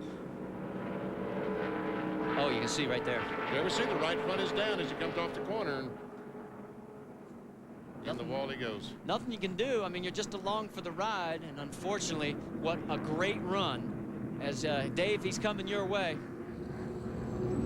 And they've been radioing in all the way, Rob. Try to hustle it around the track, but try not to beat it up too much on the right front. They're now going to lift the truck. We've seen it all day long. Took the hammers across and everything, trying to make sure they can hammer out any fender damage that has been caused to the Axiom Ford. This will be the set of used rights that we spoke of earlier. This is not a fresh set. They assembled a set from what they had here in the pit lane. And now Jack Sprague apparently is going to come down pit road, and Amy East, he's coming to you. As soon as the yellow came out, Jack radioed to Dennis Conner and said, what are my lap times and how many trucks are on the lead lap? They said 10 trucks are on the lead lap. Jack says, we almost got to do it. Dennis says, yes, we do. Left side tires for Jack Sprague. He hopes that these left side tires with the right sides he took just a few laps ago are going to give him the fresh set of 4 that he needs to win this race. That will help him because we know that fresher left side will get a better grip and he'll take some of that pressure off the right sides. You know what the irony is here, though? Remember last year he came in, needed left sides desperately. He had a lap on the field, and it allowed 6 trucks, including Mike Wallace, to get back on the lead lap. Then a late race caution came out, allowed them to all come around, gang up right behind him, and he lost the race on the last lap. It could come back to turn it around. In fact, let's go back and show you what happened here last year on that great final lap coming out of the 4th turn. It was a drag race, and the guy who won it on the inside by that much, 13 1/1000th of a second, the 3rd closest finish ever in the history of the NASCAR Craftsman Truck Series. He doesn't want to see that happen again, I guarantee you. Well, Mike Wallace is not going to beat him today. I know that for sure.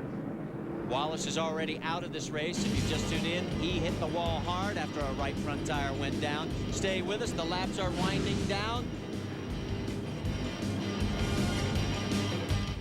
For thousands of brand name industrial supplies, Grainger.com. It's the right tool for the job. Log in today. And high above Pikes Peak International Raceway, the laps winding down. We have 40 remaining here to decide this 3rd ever running.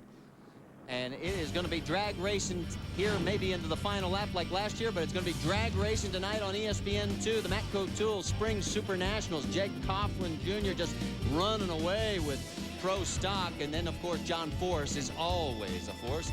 Who's going to win in Top Fuel? You can find out tonight at 9:30 Eastern on ESPN2. For more, log on to ESPN.com, part of Go Network, go.com. Pretty big toolbox, BP. That is a toolbox. You could put all your adjustable wrenches in that one, couldn't you? Problem is I can't get it on the plane to go home. On board with Greg Biffle, the race leader. And right behind him, Kurt Busch. You know, this young rookie at 21 came right out of the box, finished 2nd at Daytona, Mesa Marin.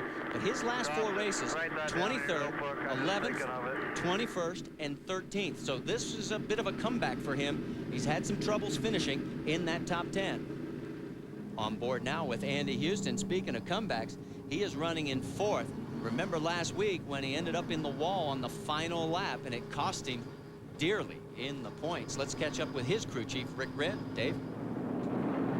Marty, the pole sitter's truck has not been perfect all day. Rick, I understand you made a huge adjustment that last time. You really don't know what you have when he starts again, do you? No, not really. He's complained about it being loose up off the corner ever since we started the race, and now it's the crunch time, so we went a major adjustment. If we could get him tightened up, we could run about within 1/10 of the leaders all day. If we could tighten him up, we could win this. The thing is, the 50 and the 25 have been strong since the beginning of the race. I don't know if we've got anything for him, but we're sure going to give it a try. Now, has he been driving conservative with all the tire problems? Have you been holding him off, or have you guys just had kind of a light setup on the truck? Yeah, the first of the race, he took it easy. He led a few laps, and then he just let him go, trying to be careful on the tires with the track being green.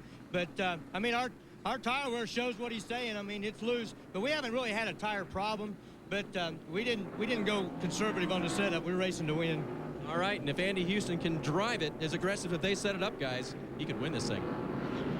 Well, we're about to find out if anybody has anything left. Remember, the Killer Bees are running up front, the Roush teammates. The last time that the 50 truck and the 99 ran 1st and 2nd was Nazareth in 99. And, in fact, they did it twice that year. They backed it up at Portland. But this would be a first for Biffle and Busch. Remember, Biffle's best finish was last week at Memphis, a 2nd. He's yet to crack victory lane. And Curtis finished 2nd twice at Daytona and Mesa Marin. Now, this race really has never really been over until, as Yogi Berra would say, until it's over. We've gone green, white, checkered, extra laps both times in 98 and 99. Under NASCAR Craftsman Truck Series rules, the race cannot end under yellow flag condition. If the yellow flag were to be out, they wait until the track is cleared, and as you said, green, white, checker, and that's happened the last 2 years here. 13 trucks on the lead lap. The guy we want to watch also in this mix is back in 10th. That's Jack Sprague. Remember, he just took on fresh tires and gave up the track position to see if it's going to pay some dividends here. Ready, go. Green flag racing on lap 163 of 200. That's Rick Crawford, the Milwaukee Tools, out on the inside, trying to get one of his laps back. Boy, and again, Biffle gets a great start. If this does go green, white, checker, just give it to him. He's been quick out of the box every restart. But here comes Kurt Busch. Busch trying to close it back up. I'm watching Randy Tolsma. Remember, he was one of the guys that stayed on those right side tires. On lap 111, he changed rights. Look at this. Andy Houston getting underneath him and taking advantage of the pick of the 14 and gets around to take third spot from Randy Tolsma. That decision to stay on the rights or make that change back at 111 could be costly for the Citgo Superguard Dodge. It could be hurting them right now. It certainly could. Another. The next truck for position behind Tolsma is the one of Dennis Setzer. Now he's going to try to look on the inside. Decides not to. He's looking for a little toe help there from the 88 and Terry Cook, who's a lap down. Not going to get it. There is Setzer. And Brian Reffner, another great run in that Johns Manville number 3. Reffner has quietly snuck up into 6th position. He hasn't been running in the top 10 much all day, but here we go to crunch time, money time, and they're back in the thick of it. And there is Sprague. There's the number 24. Now, he is shown in 10th position, coming through a lot of lap traffic. The truck that he's trying to run down is the 86 of Scott Riggs. And that is right in front of him there. 35 laps to go if you're just joining us here at Pikes Peak International Raceway. Round 9 of the NASCAR Craftsman Truck Series. Marty Reed along with Benny Parsons, Dave Burns, and Amy East in pit lane. It has been a tire battle. We have had right fronts going down all over the racetrack. Our points leader, Mike Wallace, is out of this race, crashing hard into the wall, damaging the Team ASE Ford. And Jack Sprague right now in 10th place, now moving into 9th, getting around Scott Riggs, has given up track position to take on fresh tires to try and run down the race leaders. Right now, Benny, he's 4 seconds behind our race leader, Greg Biffle. And he's got some traffic he has to work his way through. Randy Renfro, the 41 truck in front of Sprague, currently in the 8th position. So that will be a tough spot to nail down. Renfro likes to drive it deep. Renfro, his team still looking for a major sponsor. They've done a remarkable job this year, coming off of a bad race last week at Memphis where he was 30th, but his best was 5th at Mesa Marin. Here is the battle for 4th. Setzer, and he's got a problem with Rick Crawford, who's a lap down, and Tolsma right side by side. Setzer holds on to the spot, takes 4th, bumps Tolsma to 5th. Boy, it looks like Randy Tolsma, with those right side tires, got all those laps on him. Looks like he's really struggling right now. Dennis Setzer led 1 lap here last year, ended up finishing 16th as he had some problems. He had his best starting position ever here at Pikes Peak, qualifying very well in the 9th position. Currently running 6th in the points championship race. Boy, Tolsma's trying to hang on to the spot, but I just don't think he's got enough right tire.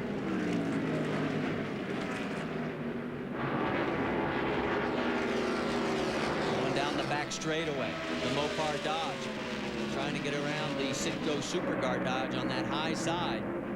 While all this is going on, we'll let you know that the lead up front, Biffle has a ½ second over his Killer Bee teammate Kurt Busch, so nothing's changed up there. You're not missing a thing. This is a great battle as Tolsma's hanging on by a thread. 30 laps remaining, and Tolsma has no more right side tires. He has got to make it on what he has on that truck.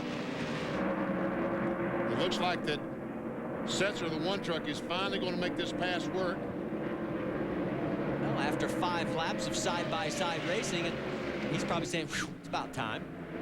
Meanwhile, we saw Brian Reffner right behind him and Jack Sprague right behind him.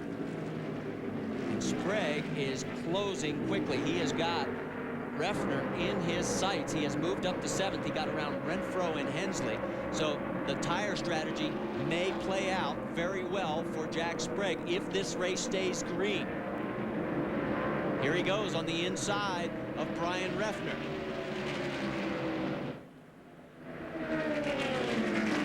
Let's check his lap time. It was a 28.3. And that's in traffic. Greg Biffle is clean air at 28 flat. He does get around Brian Reffner. So move Sprague up into the 6th position. Will he have enough time and enough tire to reel in Greg Biffle here at the Grainger.com 200? Stay with us. Raceway, you're not seeing things. Jack Sprague in the number 24 GMAC Financial Services Chevrolet is duking it out with Dennis Setzer for 4th on the racetrack. Since the restart, he has picked up 6 positions, having a little more difficulty though. Oh, there could be the reason. Slower traffic, Ryan McGlynn. Setzer likes that high line though, and maintains the position at least. Ooh, a little touch. No serious damage to either truck. Here goes Sprague diving to the inside. Sprague using up what tires he has left. This time by, we'll have 20 laps remaining. And BP, you think he needs a caution, don't you, to get back into it? Yes, I do. I think for Jack Sprague to win, he has to have a caution flag. Right now, if the caution were to come out and he beats Setzer back to the line, he'd be 4th in line, and with better tires than the leader, Biffle, better tires than the other 3 trucks in front of him. He needs to get by Setzer and let the tires cool just a touch. Oh! He runs up to the racetrack just a little, and Setzer has to back out. That was the old slide job that you are familiar with at the open wheel, especially on the dirt. So Sprague now sets his sights on Andy Houston, who's about 4 seconds ahead of him. Let's go back and take another look. You ever see Sprague realizes that he's almost clear him, so he decides to drive up and try to get Setzer off the gasoline, and it worked perfectly. So let's set it for you. Greg Biffle's up front by 0.8 of a second over Kurt Busch. Then it's Andy Houston 3 seconds back, and Jack Sprague 6.9 seconds behind the race leader with 19 laps to go. Dave, give us an update on Jack Sprague. What do you know? Well, and as I see right in front of me, Joe Ruttman has cut down yet another right front tire. Could this be the caution that Jack Sprague needs? I just asked Dennis Conner, do you need a caution to win? And Dennis said it would be very helpful. Well, there is Ruttman. Now, that is his 3rd right front tire that they have cut down. No caution on the racetrack as of right now, as he is making his way limping down the backstretch. As a matter of fact, Ruttman this time went battle for the 6th position. Tolesville losing another spot. Brian Refner goes by, and here comes the 17 of Ricky Hendrick. He's back in the lead lap. He's battling for position. Ricky Hendrick, after losing a right front tire, brushing the wall, got his lap back on the last caution when Biffle bailed out early. It allowed 3 trucks, including Ricky, to get on that lead lap, and he is making the most of it. Man, this youngster in his debut in the NASCAR Craftsman Truck Series, this is no silver spoon deal, folks. He is the real thing. He is running a great race. He's had a terrific race today. 17 laps to go, and he has just moved Refner to 7th. He's got a verge of a top 5 finish.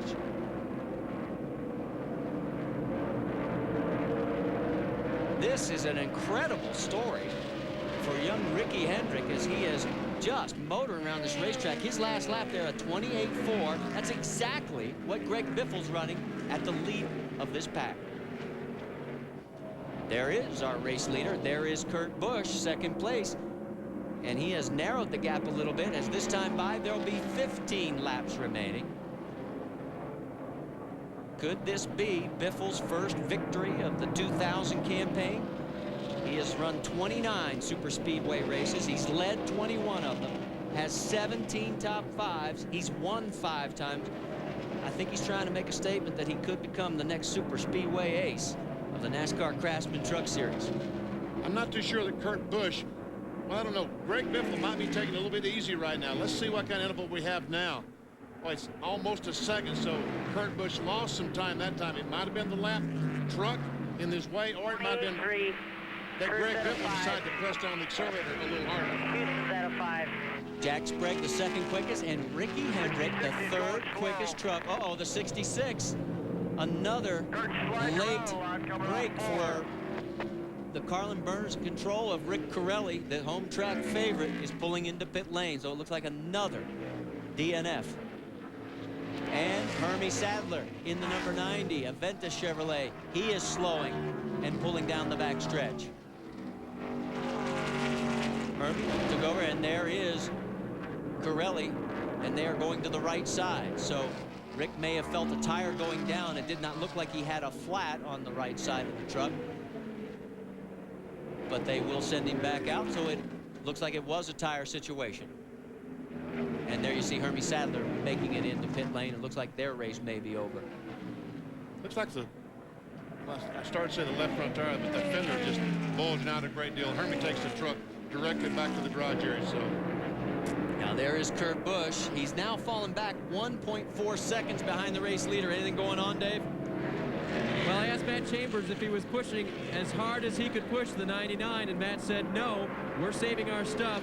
We're waiting for the last caution. Benny, you can't count on a caution, can you? Well, you can't count on it, but I mean, that's not bad strategy because he's not going to beat Biffle as it is. So just sit back and wait and try to save those tires and wait on that last caution flag, because let's face it, 11 laps to go. There could be one with 2 laps to go. We have that green-white checker that this racetrack is so famous for. Meanwhile, take a look at what's going on with the battle for 10th position.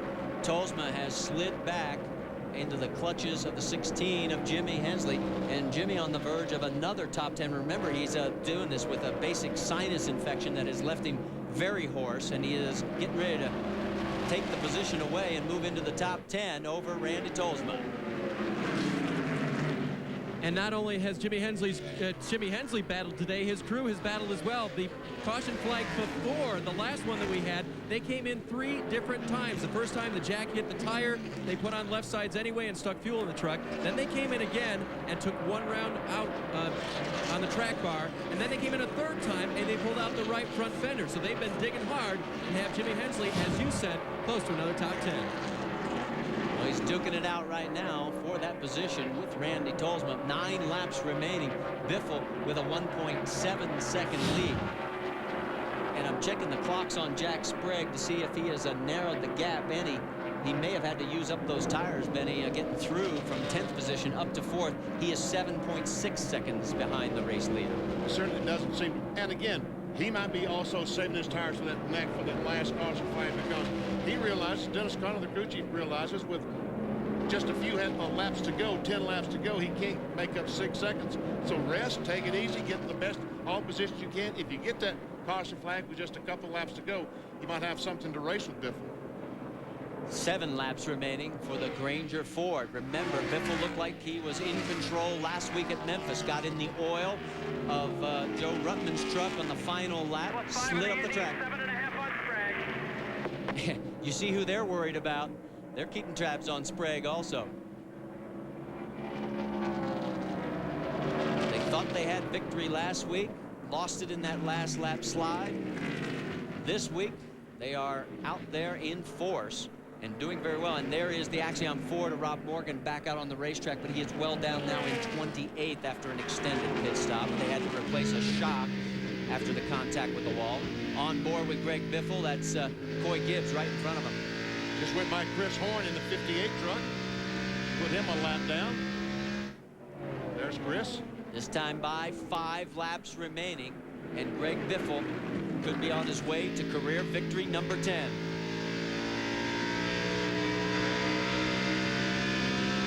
You think there may be a big sigh of relief?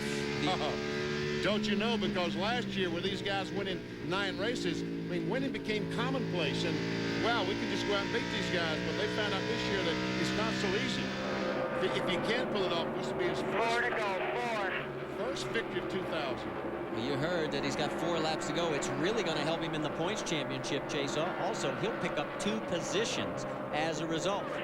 Oh, he got Steve Grissom is a flat tire coming off turn 2. And he brushed the wall. No yellow. No yellow. Keep going. No so yellow. far, NASCAR officials have not put out the yellow flag. And here comes Biffle with 3 laps remaining. No yellow. Keep going. Grissom made it into pit lane, so it looks like we're going to remain green. So Jack Sprague did not catch the break that he was hoping for.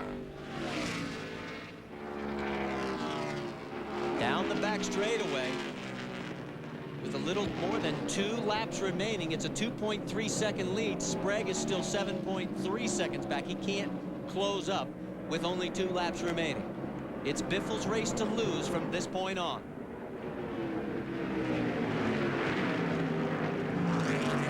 Two to go, about 30 more seconds and Biffle will have him a victory, because if on the white flag, if the caution flag would have come out during that lap, the race is over.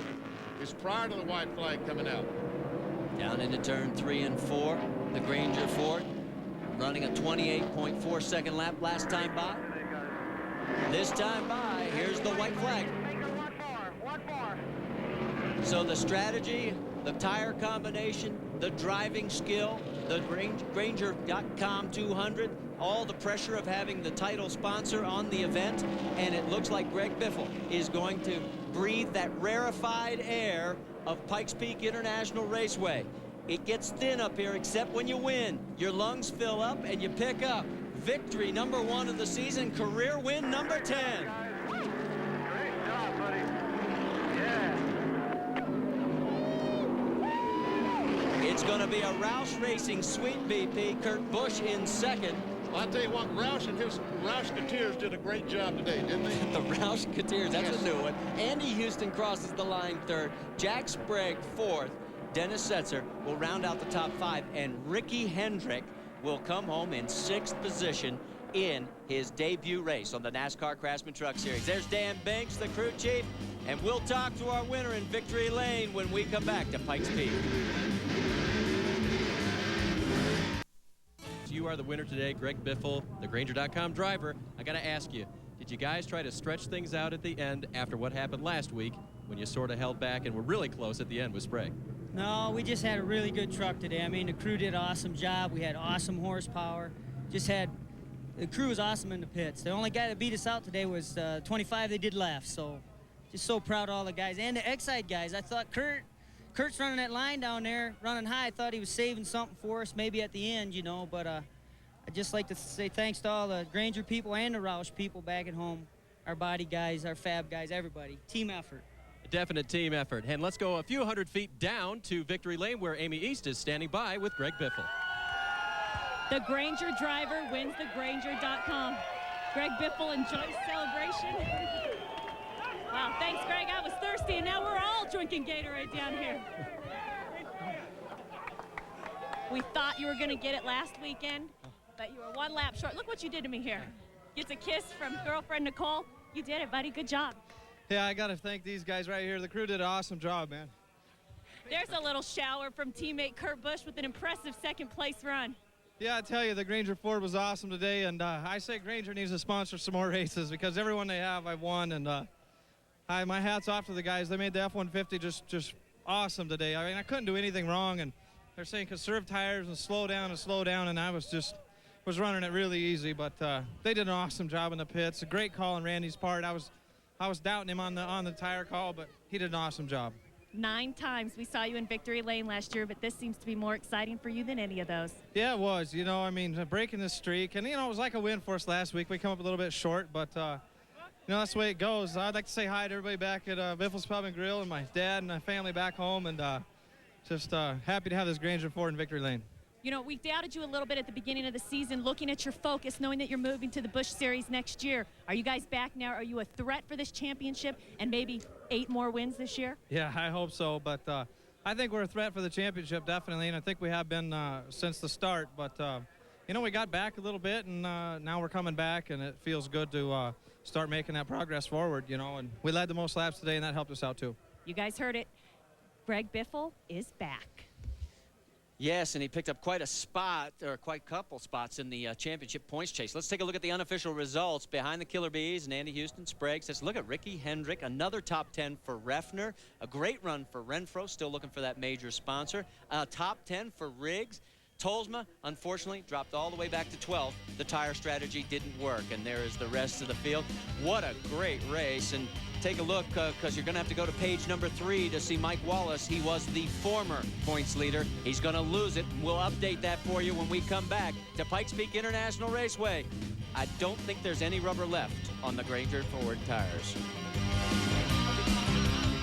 National Raceway, the site of Ricky Hendrick's NASCAR Craftsman Truck Series debut, and not bad, Ricky, as you stand here with your folks. Good run for you, not without its incidents. You had that tire go down. Did you guys think you were going to be able to pull this one out? You know, right when we started moving up the field and we were just picking cars off left and right, inside, outside, 3 wide, you know, I had a real good feeling we could win this race. And then, you you know, we had a little bit of bad luck with his Goodyear tire. I don't think, you know, everybody struggled a little bit on the Goodyears, and, you know, we blew it right front. But, you know, to come a lap down and come back and finish 6th for our first one, got to, you know, give a hat off to all my guys back here behind me, and Dennis, Connor, and Jack Sprague for helping us out, and we're pretty pleased with this 6th place finish. Okay, guys, and we figure the way that we're hearing it now, he's going to run about 5 total in the year 2000 in the NASCAR Craftsman Truck Series. Well, I'll tell you what, he did a great job today. Take a look at the points now after 9 rounds. Jack Sprague, your new points leader. Mike Wallace drops 56 markers behind. Biffle moves up to 3rd, jumping 2 spots. Andy Houston drops to 4th. Steve Grissom drops to 5th. Let's go to the guy who finishes 7th in the points right now, Kurt Busch. He's with Amy. Well, there was an optional test day here on Friday, and the one guy that felt he benefited the most from it just in laps itself was you. Great job, and you have to be tickled to death with this finish. It was neat. I mean, it just the whole team effort here this weekend from the 50 and 99. They used our setup. We used their race strategy. That's what it's all about. And this Jack Roush organization, XI Granger, it's awesome. Well, Kurt Busch was not concerned with tire wear because he proved that he charged his Ford to the front with a solid 2nd place finish. Our next race will be June 3rd, Saturday, from Evergreen Speedway, Monroe, Washington. Round 10 of the NASCAR Craftsman Truck Series, the Sears 200, 8 o'clock Eastern, 5 o'clock Pacific, here on ESPN. That's Saturday, June 3rd. Let's go down for final thoughts. Dave Burns.